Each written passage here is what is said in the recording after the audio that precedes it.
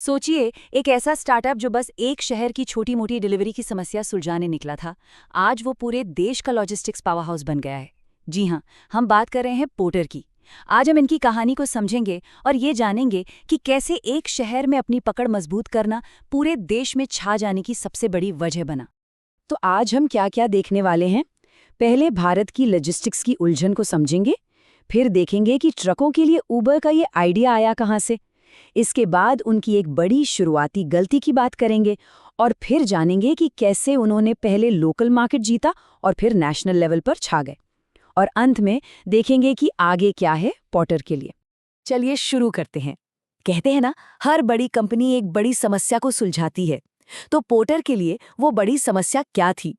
वो थी भारत का बहुत बड़ा और उतना ही बिखरा हुआ लॉजिस्टिक्स सेक्टर।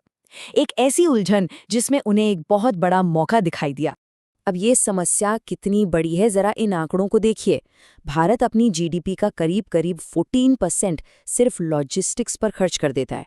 अब इसकी तुलना चीन से कीजिए, जहां ये सिर्फ 10% है, या फिर अमेरिका और जापान से, जहां ये महज 8% है। मतलब साफ है, ये जो एक्स्ट्रा खर्चा है वो सीधे सीधे हमारे बिजनेस को दुनिया भर में पीछे धकेलता है। और इतनी ज्यादा लागत क्यों है? इसकी सबसे बड़ी वजह यह है कि भारत का 90% लॉजिस्टिक्स सेक्टर अनऑर्गेनाइज्ड है। मतलब कोई स्टैंडर्ड नहीं, सर्विस का कोई भरोसा नहीं, और छोटे व्यापारियों के लिए तो ये एक बहुत बड़ा सिरदर्द था। और पोर्टर ने इसी उथल-पुथल में एक मौका देखा। तो ठीक है, प्रॉब्लम तो समझ आ गई, लेकिन इसका सल्यूशन क्या था? पोर्टर के फाउंडर्स को इसका जवाब मिला एक और जानी-मानी कंपनी से, उबर। उन्हें लगा कि जो आइडिया लोगों के आने जाने को बदल सकता है, वो सामान के आने जाने को भी बदल सकता है। लेकिन शुरुआत कहाँ से की जाए? उन्होंने फोकस किया इंट्रा सिटी लॉजिस्टिक्स पर। आसान भाषा में कहें तो एक ही शहर के अंदर सामान की आवाजाही।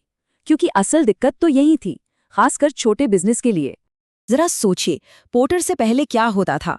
एक छोटे दुकानदार को ट्रक चाहिए तो वो दर्जनों फोन कॉल करता है, फिर कीमतों पर मोलभाव होता है, और उसके बाद भी कोई गारंटी नहीं कि ट्रक समय पर आएगा भी या नहीं। पोर्टर ने इस पूरे झंझट को एक ऐप में बदल दिया। अब बस कुछ क्लिक्स में ट्रक बुक करो, दाम पहले से पता है, और जीपीएस से लाइव ट्रैक भी कर सकते हो। ये सच में एक गेम चेंजर था। और ये सब शुरू हुआ एक बहुत ही सरल सवाल से। फाउंडर्स उत्तम डिग्गा और प्रणव गोयल ने सोचा, अगर उबर लोगों को एक जगह से दूसरी जगह इतनी आसानी से पहुंचा सकता है, तो हम सामान के साथ ऐसा क्यों नहीं कर सकते? बस यही सवाल पोर्टर की नींव बना। और देखिए, उनका ये आइडिया लोगों को पसंद भी खूब आया। शुरुआत में कोई फैंसी ऐप नहीं था, सब कुछ एक फोन और गूगल शीट्स पर मैनेज हो रहा था। लेकिन फिर भी 1 साल के अंदर ही वो हर महीने 30 लाख रुपए का रेवेन्यू बना रहे थे। इसी ग्रोथ को देखकर 2015 में उन्हें $5.5 मिलियन की बड़ी फंडिंग मिली। लेकिन कहते हैं ना, ज्यादा पैसा कभी कभी खतरनाक भी हो सकता है। फंडिंग मिलने के बाद पोर्टर ने वही गलती की जो बहुत से स्टार्टअप्स करते हैं, बहुत जल्दी बहुत बड़ा बनने की कोशिश। और ये उनकी कहानी का एक बहुत जरूरी मोड़ साबित हुआ। तो गलती क्या हुई? उन्होंने अपने इंट्रासिटी यानी शहर के अंदर वाले मॉडल को पूरी तरह से मजबूत करने से पहले ही इंटरसिटी लॉजिस्टिक्स में कदम रख दिया। मतलब एक शहर से दूसरे शहर।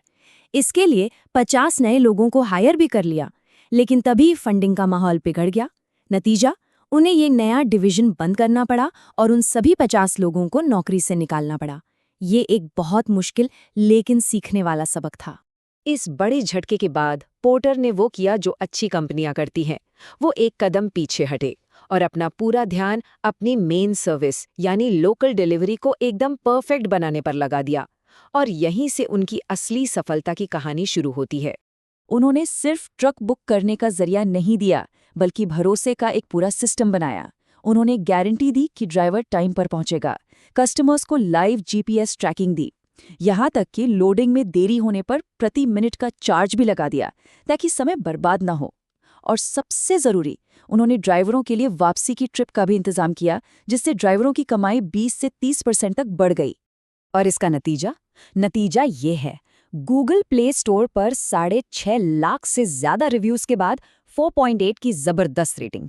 ये सिर्फ एक नंबर नहीं है, ये इस बात का सबूत है कि लोगों को उनकी भरोसेमंद सर्विस कितनी पसंद आ रही थी। तो अब लोकल मार्केट में अपनी पकड़ मजबूत करने के बाद और एक लॉयल कस्टमर बेस बनाने के बाद पोर्टर नेशनल मार्केट में उतरने के लिए फिर से तैयार था और इस बार तैयारी पूरी थी। लेकिन नेशनल लेवल पे जाना इतना जरूरी क्यों था? क्योंकि जहां इंट्रासिटी एक बड़ा मार्केट है, वहीं भारत के कुल लॉजिस्टिक्स खर्च का 87% हिस्सा इंटरसिटी का है। मतलब एक शहर से दूसरे शहर सामान ले जाने का। ये इतना बड़ा मौका था कि इसे छोड़ा नहीं जा सकता था। और इस बार उन्होंने कोई गलती नहीं की। उन्होंने अपनी इंटरसिटी सर्विस को दोबारा लॉन्च किया, 20 से ज्यादा शहरों में पहुंचे और सिर्फ फाइनेंशियल ईयर 23 में 1750 करोड़ रुपए का जबरदस्त रेवेन्यू कमाया। ये उनकी पहली कोशिश से बिल्कुल अलग कहानी थी। तो आज पोर्टर लॉजिस्टिक्स की दुनिया में एक बड़ा नाम बन चुका है। लेकिन कहानी यहीं खत्म नहीं होती। असल में असली खेल तो अब शुरू हो सकता है। उनके सामने एक बहुत बड़ा भविष्य है। इस मौके को जरा आंकड़ों में समझते हैं। इंट्रासिटी मार्केट ही $40 बिलियन का है, लेकिन इंटरसिटी मार्केट, जिस पर अब पोर्टर का फोकस है, वो $200 बिलियन का है। मतलब ग्रोथ की संभावना बहुत बहुत ज्यादा है। और वो सिर्फ आज की नहीं, बल्कि कल की भी सोच रहे हैं। वो इलेक्ट्रिक गाड़ियों में बड़ा इन्वेस्टमेंट कर रहे हैं, क्योंकि ये साफ सुथरी भी हैं और चलाने में सस्ती भी पड़ती हैं। यहाँ तक कि नॉर्थ ईस्ट जैसे मुश्किल इलाकों के लिए ड्रोन डिलीवरी जैसी टेक्नोलॉजी पर भी काम कर रहे हैं। उनका सबसे बड़ा मकसद है भारत की लॉजिस्टिक्स की कुल लागत को कम करने में मदद करना। तो ये सब हमें एक बड़े सवाल पर लाकर खड़ा कर देता है। पोर्टर ने लोकल मार्केट जीता, फिर नेशनल लेवल पर भी सफल हुआ। पर सवाल ये है कि क्या ये देसी पावर हाउस अपने ही घर में फेडेक्स और यूपीएस जैसे ग्लोबल दिग्गजों को टक्कर दे पाएगा? इस सवाल का जवाब ही आने वाले समय में भारत के लॉजिस्टिक्स का भविष्य तय करेगा।